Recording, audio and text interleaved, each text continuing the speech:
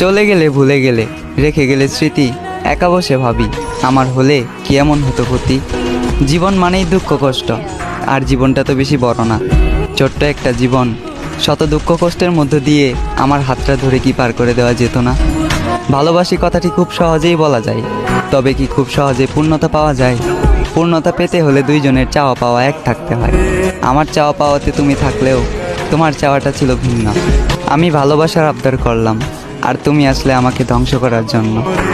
তোমার জন্য 7 সমুদ্র 13 নদী পাড়ি দিতে গিয়েছিলাম, আফসোস মাঝ নদীতেই ডুবে গেলাম।